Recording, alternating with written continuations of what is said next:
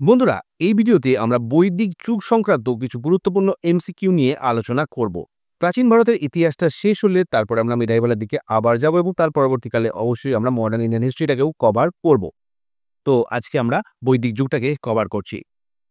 প্রথম প্রশ্ন, বৈদিক যুগ সম্পর্কে তথ্যের প্রধান উৎস হল, চারটি অপশন দেওয়া আছে: প্রত্নতাত্ত্বিক নিদর্শন, জৈন ধর্মগ্রন্থ, বৌদ্ধ ধর্মগ্রন্থ এবং বেদ। তো এর সঠিক উত্তর হবে বেদ। চারটে বেদ ছিল: ঋক, সাম, যজুর এবং অথর্ব।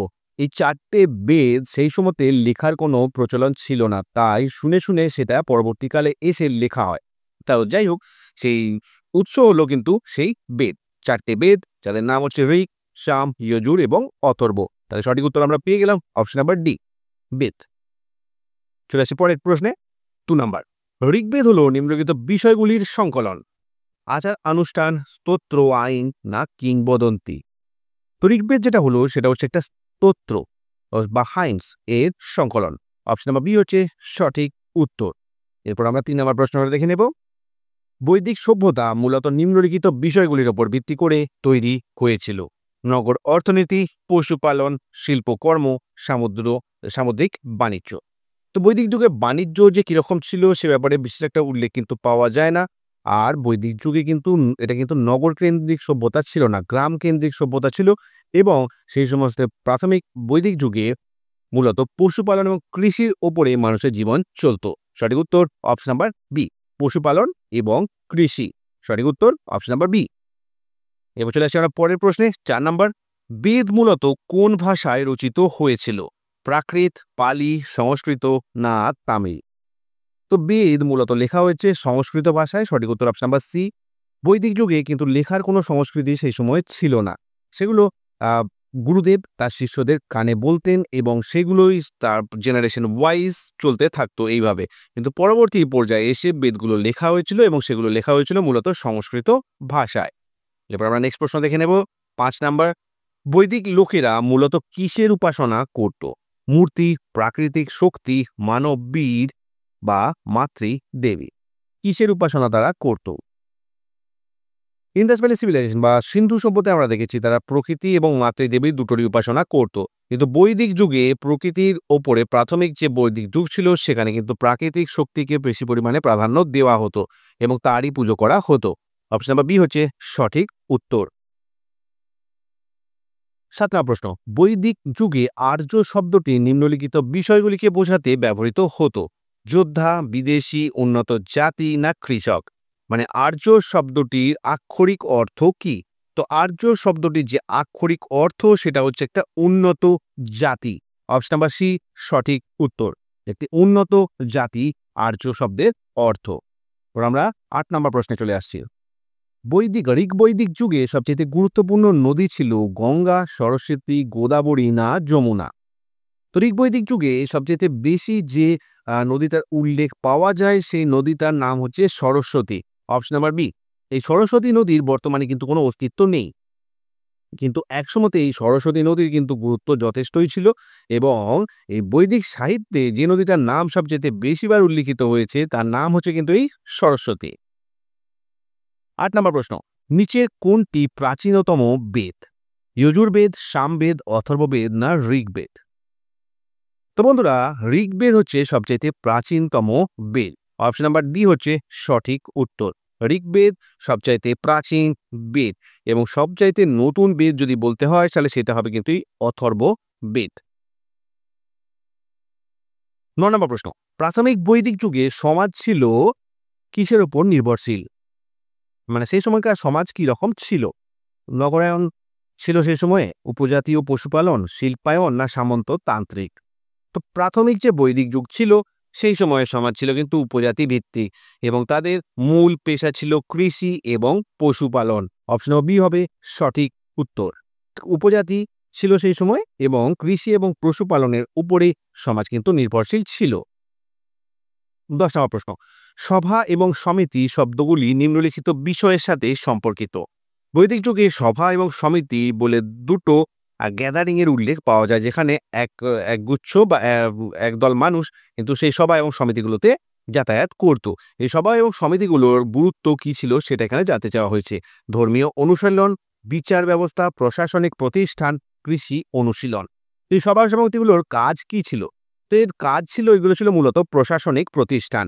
মানে বর্তমানে আমাদের যেমন পার্লামেন্ট, তো সেই সময়কার পার্লামেন্ট বলা যেতে পারে সভা এবং সমিতি, এবং এগুলোর সমাজে যথেষ্টই একটা গুরুত্ব ছিল।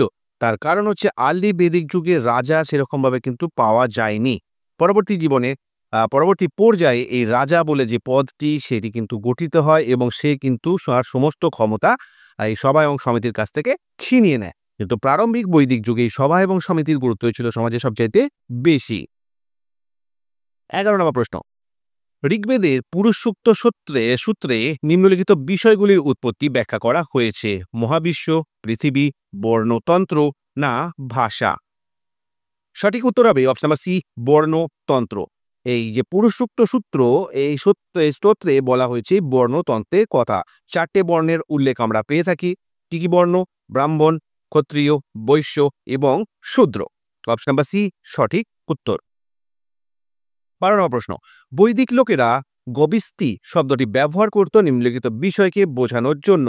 গবিস্তি শব্দটির আক্ষরিক অর্থ কি? বাণিজ্য, গরুর জন্য যুদ্ধ, উৎসব না বলিদান? তো এই গবিস্তি যে শব্দটি সেটি মূলত গরুর জন্য যুদ্ধেও বোঝাতে ব্যবহৃত হতো।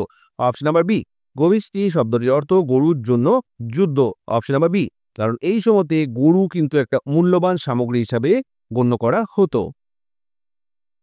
13 নম্বর প্রশ্ন, বৈদিক যুগে কোন প্রাণীটিকে পবিত্র বলে মনে করা হতো এবং সম্পদ হিসাবে বিবেচনা করা হতো? তো যেমনটা আমরা আলোচনা করছিলাম সেটা হচ্ছে গরু। অপশন নাম্বার সি, এই গরু ছিল একটি উল্লেখযোগ্য প্রাণী যেটা কিন্তু সম্পদ হিসেবে গণ্য করা হতো। মানে কার কটা গরু আছে সেই হিসেবে তার সম্পদ নির্ধারণ করা হতো। 4টি বেদের নাম কি? খুবই সোজা প্রশ্ন, তোমরা সকলেই এটার উত্তর জানো। ঋগ্বেদ, সামবেদ, যজুর্বেদ এবং অথর্ববেদ। Option number A. 15 নম্বর প্রশ্ন, বৈদিক যুগে রাজন শব্দটির অর্থ কি ছিল? যোদ্ধা, উপজাতির প্রধান, পুরোহিত না কৃষক?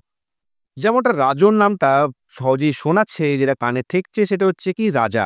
রাজাকেই রাজন বলা হতো। অ্যাকচুয়ালি ব্যাপারটা ছিল তাই, কিন্তু সেই সময় রাজা কিন্তু খুব একটা বড় সম্পত্তির অধিকারী ছিল না।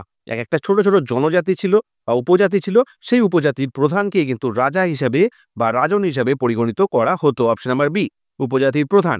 এই উপজাতির প্রধানকে বলা হতো রাজন। অপশন নাম্বার বি হচ্ছে সঠিক উত্তর। 16 নম্বর প্রশ্ন, বৈদিক আর্যদের প্রাথমিক পেশা কি ছিল? ধাতু শিল্প, মৃৎশিল্প, কৃষি এবং গবাদি পশুপালন না তাঁত শিল্প? সঠিক উত্তর হবে অপশন নাম্বার সি, কৃষি এবং গবাদি পশু পরিপালন। কৃষি এবং গবাদি পশু পালন ছিল প্রাথমিক আর্যদের পেশা। 17 নম্বর প্রশ্ন, কোন বেদে জাদুকরী মন্ত্র এবং তন্ত্র সাধনার উল্লেখ রয়েছে? তো এই জাদুকরী মন্ত্র এবং তন্ত্র সাধনা, বশীকরণ ইত্যাদির উল্লেখ কিন্তু অথর্ববেদে পাওয়া যায়। অপশন নাম্বার ডি, এই ম্যাজিক্যাল যে সমস্ত ব্যাপার স্যাপার সেগুলো কিন্তু পাওয়া যায় উল্লেখ কোথায়? সেটা অথর্ববেদে পাওয়া যায়। অপশন নাম্বার ডি হচ্ছে সঠিক উত্তর। এরপর আমরা 18 নম্বর প্রশ্ন দেখে নেব। বজ্রপাত ও বৃষ্টিপাতের সাথে সম্পর্কিত বৈদিক দেবতা ছিলেন কে? বজ্রপাত এবং বৃষ্টিপাত, সঠিক উত্তর হবে অপশন নাম্বার সি, ইন্দ্র।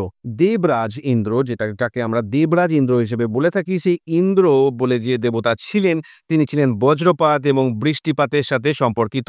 ওকে, তাহলে বজ্রপাত এবং বৃষ্টিপাতের সঙ্গে সম্পর্কিত দেবতার নাম বৈদিক যুগে কি ছিল? তার নাম ছিল ইন্দ্র। Option number C. 19 নম্বর প্রশ্ন, বৈদিক দেবতাদের মধ্যে আগুনের দেবতা ছিলেন কে? ইন্দ্র, অগ্নি, বরুণ না রুদ্র? যেমনটা তোমরা সকলেই বুঝতে পারছো যে অপশন নাম্বার বিতেই আছে অগ্নি, তাই অগ্নি হবে এর দেবতা এবং সঠিক উত্তরও তাই। অপশন নাম্বার বি, অগ্নি হচ্ছেন প্রাথমিক বৈদিক যুগে আগুনের দেবতা। অপশন নাম্বার বি হচ্ছে সঠিক উত্তর। এরপর আমরা 20 নম্বর প্রশ্নে চলে আসছি। কোন বৈদিক পাঠে বলির সূত্র রয়েছে? বলির সূত্র কোন বেদের মধ্যে পাওয়া যায়? তাহলে সঠিক উত্তর হবে option number C, Yajurveda. Yajurveda বলে যে বেদটি রয়েছে সেখানে কিন্তু বলি সূত্রের উল্লেখ রয়েছে। অপশন নাম্বার সি হবে সঠিক উত্তর।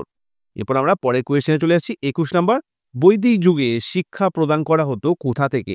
সে সময় কি আমাদের এখনকার মতো স্কুল কলেজ ছিল, না সে সময় শিক্ষা প্রদান কোনো অন্যভাবে করা হতো? মন্দির, গুরুকুল, টাউন হল না গৃহ? কোথা থেকে শিক্ষা প্রদান মূলত করা হতো? তো দেখো সেই সময় কিন্তু এই গুরুকুলের একটা চল ছিল, যেখানে গুরু একটি টোল খুলতেন এবং সেখানে গিয়ে তার শিক্ষার্থীরা সেখানে থাকতেন এবং সেখানে গুরু যেরকমভাবে ডাইরেক্ট করতেন সেইভাবে তারা পড়াশোনা করতেন। তো সেই গুরুকুলের প্রচলন কিন্তু সেই সময় ছিল এবং এটাই ছিল শিক্ষার প্রাথমিক উৎস। অপশন নাম্বার বি হচ্ছে সঠিক উত্তর, গুরুকুল।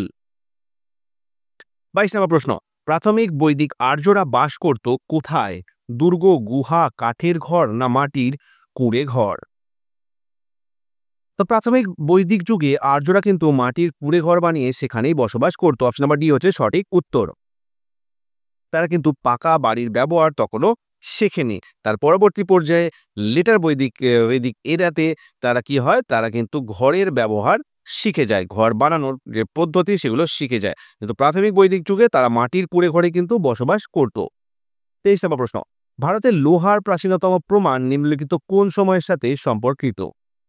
আমরা আগে সিন্ধু সভ্যতা সংক্রান্ত যে ভিডিওটা আমার বানানো আছে, প্লেলিস্টে আছে, অবশ্যই একবার চেক করে নিও। সেখানে কিন্তু আমরা দেখেছিলাম যে এই সিন্ধু সভ্যতার মানুষেরা অনেক অ্যাডভান্সড হলেও তারা কিন্তু লোহার ব্যবহার জানতো না। তারা মূলত এই তামা এবং ব্রোঞ্জ ধাতুর উপরেই নির্ভরশীল ছিল। কিন্তু এই বৈদিক যুগে কি হলো যে তারা কিন্তু লোহার ব্যবহার শিখে ফেললো। তাই পরবর্তী বৈদিক যুগে হবে এই প্রশ্নের সঠিক উত্তর। আর্লি বৈদিক যুগে তারা কিন্তু তামাকেই মূলত ব্যবহার করত, কিন্তু পরবর্তী বৈদিক যুগে তারা লোহার ব্যবহারটাও শিখে ফেললো। তাহলে সঠিক উত্তর এই প্রশ্নে অপশন নাম্বার সি হবে, যে ভারতের লোহার প্রাচীনতম প্রমাণ কোথায় পাওয়া যায়, সেটা হচ্ছে পরবর্তী বৈদিক যুগ, আর্লি বৈদিক যুগ কিন্তু নয়, প্রারম্ভিক বৈদিক যুগ কিন্তু হবে না। তারা প্রারম্ভিক বৈদিক যুগে তামাই ব্যবহার করত। 24 নম্বর প্রশ্ন, কোন বৈদিক দেবতাকে মহাজাগতিক শৃঙ্খলার রক্ষক হিসাবে বিবেচনা করা হতো? বলো কি হবে এই প্রশ্নের সঠিক উত্তর? মহাজাগতিক শৃঙ্খলার রক্ষক, তো সেটা হচ্ছে ইন্দ্র। তাহলে এই প্রশ্নের সঠিক উত্তর হবে অপশন নাম্বার বি, তাহলে এই প্রশ্নের সঠিক উত্তর হবে option number A, Varuna. Varuna দেবকে মহাজাগতিক শৃঙ্খলার রক্ষক হিসেবে বিবেচনা করা হতো। অপশন নাম্বার এ হবে সঠিক উত্তর। আর বজ্রবিদ্যুৎ বৃষ্টির দেবতা কাকে কোন পরিগণিত করা হতো, সেটা হচ্ছে ইন্দ্র। ওকে, 25 নম্বর প্রশ্ন, জনপদ শব্দটির অর্থ হলো একটি গ্রাম, একটি সেনাবাহিনী, একটি উপজাতি অঞ্চল না একটি রাজ্য? তো এই জনপদ শব্দটির যে আক্ষরিক অর্থ সেটা হচ্ছে একটা উপজাতি অঞ্চল, কারণ সেই সময় এরা কিন্তু ছোট ছোট অঞ্চলের মধ্যে এদের বিস্তৃতি ছিল, মানে বৃহৎ রাজ্যের কনসেপ্ট কিন্তু তখনও গড়ে ওঠেনি, মানে ছোট ছোট জনপদের মধ্যে তারা বসবাস করত। এবং সেই সময়ে এই যে উপজাতি অঞ্চলগুলো ছিল সেগুলোকে বলা হতো জনপদ, এবং এই জনপদগুলোর যিনি চিফ হতেন তার নাম ছিল কিন্তু রাজন। রাজন। ওকে, 26 নম্বর প্রশ্ন, বৈদিক যুগে যজ্ঞ আচার অনুষ্ঠান করতেন কে? ক্ষত্রিয়, বৈশ্য, ব্রাহ্মণ না শূদ্র? খুবই স্বাভাবিকভাবে সেই সময় করতেন কিন্তু এগুলো ব্রাহ্মণ। বর্তমানেও কিন্তু ব্রাহ্মণরাই এই সমস্ত যজ্ঞ আচার অনুষ্ঠানগুলো করে থাকেন। অপশন নাম্বার সি সঠিক উত্তর। 27 নম্বর প্রশ্ন, পরবর্তী বৈদিক যুগে নিম্নলিখিত বিষয়গুলির উত্থান ঘটে? গণতন্ত্র, প্রজাতন্ত্র, বৃহৎ রাজ্য না দাস সমাজ? কোনটার উত্থান ঘটে? আমরা দেখছিলাম যে আর্লি ভেদিক পিরিয়ডে এই ট্রাইবালরা কি করতো, এরা ছোট ছোট জায়গার মধ্যে তারা অবস্থান করত। কিন্তু পরবর্তী বৈদিক যুগে এই ছোট ছোট রাজ্যগুলো যেগুলো ছিল, জনপদগুলো ছিল, সেগুলো সম্মিলিতভাবে একটা বড় রাজ্য গঠন করে, এবং সেই বড় রাজ্য গঠন করার পর সেখানে কিন্তু একজন রাজা তার সমস্ত ক্ষমতা দিয়ে এই রাজ্যটাকে পরিচালনা করতে শুরু করে। তাই বৃহৎ রাজ্য কিন্তু এই সময় গড়ে ওঠে। অপশন নাম্বার সি হবে সঠিক উত্তর, বৃহৎ রাজ্য এই সময়তে গড়ে ওঠে। 28 নম্বর প্রশ্ন, বৈদিক গ্রন্থগুলি সংরক্ষিত ছিল নিম্নলিখিত মাধ্যমে? এই ভিডিও শুরুতে আমরা আলোচনা করছিলাম যে বেদ কিন্তু প্রারম্ভিক যুগে কি হতো, গুরু তার শিষ্যদের বলতেন, তার শিষ্যরা আবার তার পরবর্তী জেনারেশনকে বলতেন, এইভাবে কিন্তু সেটা চলে আসতো। তাই বেদকে বলা হতো শ্রুতি। কিন্তু পরবর্তীকালে বেদকে কিন্তু সংস্কৃত ভাষায় লেখা হয়েছিল। তাই বেদ কিন্তু প্রারম্ভিক যুগে একটা মৌখিক ঐতিহ্যই ছিল। ওকে, অপশন নাম্বার সি হবে সঠিক উত্তর। এই সময় কিন্তু মৌখিকভাবেই এটার কিন্তু সংরক্ষণ করা হতো। অপশন নাম্বার সি হবে সঠিক উত্তর। 29 নম্বর প্রশ্ন, কোন বৈদিক দেবতাকে প্রজাপতি বলা হতো? প্রজাপতি কোন দেবতাকে বলা হতো? ইন্দ্র, অগ্নি, বিষ্ণু না স্রষ্টা ঈশ্বর? তো প্রজাপতি বলতে কিন্তু স্রষ্টা ঈশ্বরকেই বোঝানো হতো। অপশন নাম্বার ডি হবে সঠিক উত্তর। বৈদিক যুগে প্রজাপতি বলতে স্রষ্টা ঈশ্বরকেই কিন্তু বোঝানো হয়েছে, সুপ্রিম গড। ওকে, অপশন নাম্বার ডি সঠিক উত্তর। 30 নম্বর প্রশ্ন, উপনিষদ মূলত নিম্নলিখিত বিষয়গুলির সাথে সম্পর্কিত: আচার অনুষ্ঠান, চিকিৎসা, দর্শন না আইন। কিসের সাথে সম্পর্কিত এই উপনিষদ? তো উপনিষদ যে গ্রন্থগুলো ছিল সেগুলো মূলত দর্শন, ফিলোসফিক্যাল বই। অপশন নাম্বার সি হবে সঠিক উত্তর। এই উপনিষদগুলো কিসের সাথে সম্পর্কিত? দর্শনের সাথে কিন্তু সম্পর্কিত। একটা প্রশ্নের উত্তর তোমরা কমেন্ট করে জানিও। সেটা হচ্ছে আমাদের যে ন্যাশনাল এমব্লেম রয়েছে, অশোক স্তম্ভ রয়েছে, তার নিচে একটা কথা কথিত আছে সত্যমেব জয়তে। এই সত্যমেব জয়তে একটা উপনিষদ থেকে নেওয়া হয়েছে। সেই উপনিষদটার নাম কি? যে উপনিষদ থেকে সত্যমেব জয়তে কোডটা নেওয়া হয়েছে সেই উপনিষদটার নাম অবশ্যই কিন্তু কমেন্ট করে জানিও। 31 নম্বর প্রশ্ন, ঋগ্বেদে দাস বা দস্যু শব্দটির দ্বারা নিম্নলিখিত বিষয়গুলি বোঝানো হয়েছে। দাস বা দস্যু বলতে সেই সময় কি বোঝানো হয়েছে? ঋগ্বেদে দাস বা দস্যু শব্দটি দ্বারা নিম্নলিখিত বিষয়গুলিকে বোঝানো হয়েছে। এই দাস বা দস্যু শব্দটির অর্থ সেই সময় কি ছিল? সঠিক উত্তর হবে অপশন বি, উপজাতির শত্রু বা অনার্য। উপজাতির শত্রু বা অনার্যকে দাস বা দস্যু বলা হতো। অপশন নাম্বার বি হবে সঠিক উত্তর, উপজাতির শত্রু বা অনার্য। 32 নম্বর প্রশ্ন, বৈদিক যুগে সমাজের একক কি ছিল? বংশ, পরিবার, গ্রাম না রাজ্য? এই প্রশ্নের সঠিক উত্তর হবে অপশন বি, পরিবার। বৈদিক যুগে সমাজের একক ছিল কিন্তু পরিবার। অপশন নাম্বার বি সঠিক উত্তর। 33 নম্বর প্রশ্ন, ঋগ্বেদে সবচেয়ে শক্তিশালী দেবতা ছিলেন কে? সূর্য, বরুণ, ইন্দ্র না অগ্নি? তো সবচাইতে শক্তিশালী দেবতা সেই সময় ছিলেন কিন্তু ইন্দ্র। অপশন সি হচ্ছে সঠিক উত্তর। ইনি বৃষ্টি এবং বজ্র বিদ্যুতের দেবতা ছিলেন এই ইন্দ্রদেব। তাহলে সঠিক উত্তর অপশন নাম্বার সি হয়ে গেল, তাই তো? 34 নম্বর প্রশ্ন, নিচের কোনটি বৈদিক দেবতা ছিলেন না? বৈদিক দেবতা ছিলেন না কে? অগ্নি, ইন্দ্র, বিষ্ণু না বুদ্ধ? তো দেখো, বৌদ্ধ ধর্ম কিন্তু ঋগ্বেদের পরবর্তী পর্যায়ে আসে, তাই সেই সময় ভগবান বুদ্ধের কিন্তু কোনো অস্তিত্ব ছিল না। অগ্নি, ইন্দ্র এবং বিষ্ণুদেব কিন্তু তখন ছিলেন। তাহলে সঠিক উত্তর অপশন ডি হয়ে যাবে, বুদ্ধ কিন্তু সে সময় ছিলেন না। 35 নম্বর প্রশ্ন, কোন বেদ সঙ্গীত এবং মন্ত্রের জন্য বিখ্যাত? তো সঙ্গীত বলতে কিন্তু সবসময় তোমরা জেনে রাখবে যে সঙ্গীতের যে সমস্ত উল্লেখ রয়েছে সেটা কিন্তু সামবেদের মধ্যে আছে। তাহলে সঠিক উত্তর অপশন নাম্বার এ হবে, সঙ্গীত মানে সামবেদ। মন্ত্র, তন্ত্র ইত্যাদি যা আছে সেগুলো কিন্তু সবসময় হয়ে যাবে কি ঋগ্বেদ। ওকে, আর তোমার ম্যাজিক ফিজিক্স রিলেটেড যে সমস্ত ব্যাপার সেগুলো সব সময়তে হবে কিন্তু অথর্ব বেদ। 36 নম্বর প্রশ্ন, পরবর্তী বৈদিক যুগে নিম্নলিখিত বিষয়গুলির উত্থান ঘটে: লোহার ব্যবহার, ব্রোঞ্জের ব্যবহার, গুহা চিত্র, পাথরের হাতিয়ার। এই ভিডিও শুরুর দিকে আমরা আলোচনা করছিলাম যে পরবর্তী বৈদিক যুগে কিন্তু লোহার ব্যবহারের সম্পর্কে এরা জানতে পারে। সঠিক উত্তর অপশন এ হবে, লোহার ব্যবহার এবং নগরায়নের উপরে কিন্তু এই সময়তে জোর দেওয়া হয়। সঠিক উত্তর অপশন নাম্বার এ। প্রারম্ভিক বৈদিক যুগে কিন্তু লোহার ব্যবহার তারা জানতো না এবং তারা গ্রামের মধ্যেই সীমাবদ্ধ ছিল। নগরায়ন হয় কিন্তু পরবর্তী বৈদিক যুগে। 37 নম্বর প্রশ্ন, পরবর্তী বৈদিক সমাজ বিভক্ত ছিল কয়টি বর্ণে? দুটি বর্ণ, তিনটি শ্রেণী, চারটি বর্ণ না জাতি? কিসের উপরে বিভক্ত ছিল? তো সে সময় চারটে বর্ণ ছিল, বর্ণ প্রথা। অপশন নাম্বার সি সঠিক উত্তর, চারটে বর্ণ: ব্রাহ্মণ, ক্ষত্রিয়, বৈশ্য এবং শূদ্র। চারটে বর্ণ, অপশন নাম্বার সি সঠিক উত্তর। 38 নম্বর প্রশ্ন, বৈদিক গ্রন্থে সোম শব্দটি দ্বারা নিম্নলিখিত বিষয়টিকে বোঝানো হয়েছে: দেবতা, পানীয়, ধাতু না বাদ্যযন্ত্র? সোম বলতে কি বোঝানো হতো? তো সোম বলতে বৈদিক যুগে একটা পানীয়কে বোঝানো হতো। অপশন বি, এক ধরনের পানীয় ছিল যেটাকে কিন্তু এই সোম বলা হতো। সঠিক উত্তর অপশন নাম্বার বি হয়ে যাবে, একটি বিশেষ ধরনের পানীয়। 39 নম্বর প্রশ্ন, গায়ত্রী মন্ত্রর উল্লেখ পাওয়া যায় কোন বেদে? যজুর্বেদ, সামবেদ, ঋগ্বেদ না অথর্ববেদ? গায়ত্রী মন্ত্র, এই গায়ত্রী মন্ত্রের উল্লেখ আমরা কোন বেদে পাই? তা সেটা পাই আমরা অপশন নাম্বার সি ঋগ্বেদ। ঋগ্বেদে কিন্তু গায়ত্রী মন্ত্রের উল্লেখ আছে। সঠিক উত্তর অপশন নাম্বার সি হয়ে যাবে। 40 নম্বর প্রশ্ন, বৈদিক যুগে শিক্ষককে কি বলা হতো? রাজন বলা হতো, পুরোহিত, আচার্য না ব্রহ্মচারী? তো বৈদিক যুগে যিনি শিক্ষক ছিলেন তাকে বলা হতো আচার্য।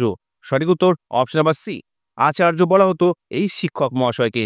সঠিক উত্তর অপশন নাম্বার সি হয়ে যাবে, আচার্য। 41 নম্বর প্রশ্ন, প্রাচীন বৈদিক আর্যরা কোন ধাতুটি সবচেয়ে বেশি ব্যবহার করত? লোহা, ব্রোঞ্জ, সোনা না তামা? তো প্রাথমিক যুগে কিন্তু আর্যরা সবচেয়ে বেশি ব্যবহার করত এই তামা। অপশন নাম্বার ডি হবে সঠিক উত্তর। পরবর্তী বৈদিক যুগ যেটা ছিল সেখানে কিন্তু লোহার ব্যাপক ব্যবহার আমরা দেখে থাকি। তাহলে সঠিক উত্তর এই প্রশ্নের হয়ে যাবে অপশন নাম্বার ডি, তামা। কিন্তু পরবর্তী বৈদিক যুগে লোহার ব্যাপক ব্যবহার হয়েছিল। 42 নম্বর প্রশ্ন, বৈদিক যুগে ব্যবহৃত গোপতি শব্দটির অর্থ কি? রাজা, রাখাল, গরুর রক্ষক না আঞ্চলিক প্রধান? আঞ্চলিক প্রধানের নাম কি দেখলাম আমরা? রাজন। আর বৈদিক যুগে গোপতি বলা হতো গরুর রক্ষককে। সঠিক উত্তর অপশন নাম্বার সি, গোপতি বলা হতো কাকে? সেটা হচ্ছে গরুর যিনি রক্ষক তাকেই বলা হতো গোপতি। চলে আসছে আমরা 43 নম্বর প্রশ্নে, ঐতরেয় ব্রাহ্মণ কোন বেদের সাথে সম্পর্কিত? ঐতরেয় ব্রাহ্মণ কোন বেদের সাথে সম্পর্কিত? তাহলে সেটা হচ্ছে অপশন নাম্বার বি, ঋগ্বেদ।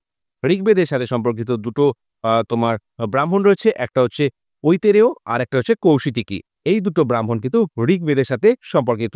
সঠিক উত্তর অপশন নাম্বার বি। 44 নম্বর প্রশ্ন, যুদ্ধে সাফল্যের জন্য যজ্ঞের সময় কোন বৈদিক দেবতার আরাধনা করা হতো? এই যুদ্ধের দেবতা কে ছিলেন বৈদিক যুগে? অ্যাকচুয়ালি কোয়েশ্চেনটা সেটাই জিজ্ঞাসা করা হয়েছে। তো এই যুদ্ধের দেবতা ছিলেন কিন্তু ইন্দ্রদেব। ইন্দ্রদেব যুদ্ধের দেবতা ছিলেন, তাই যুদ্ধের আগে কিন্তু এই ইন্দ্রদেবের পুজো করা হতো। সঠিক উত্তর অপশন নাম্বার বি হয়ে যাবে। 45 নম্বর প্রশ্ন, বৈদিক যুগে বালি শব্দের অর্থ কি ছিল? কর, শ্রদ্ধাঞ্জলি, দেবতা না বাণিজ্য? বালি শব্দের অর্থ কি ছিল? এই বালি শব্দের অর্থ ছিল কিন্তু কর। অপশন নাম্বার এ হবে সঠিক উত্তর। বালি শব্দের অর্থ ছিল বৈদিক যুগে কিন্তু কর। এটা এক প্রকার ট্যাক্স ছিল যেটা কিন্তু লাগু করা হতো। তাহলে এই প্রশ্নের সঠিক উত্তর অপশন নাম্বার এ হয়ে যাবে কর। তো বন্ধুরা, এই ছিল 45টা প্রশ্ন বৈদিক যুগ থেকে নেওয়া, যে প্রশ্নগুলো কিন্তু পরীক্ষাতে বারবার করে আসে। যদি ভিডিওটা ভালো লাগে অবশ্যই এটা লাইক করে দিও, বন্ধুদের সাথে শেয়ার করে দিও। আর চ্যানেলটাকে সাবস্ক্রাইব না করে থাকলে অবশ্যই কিন্তু সাবস্ক্রাইব করে নিও।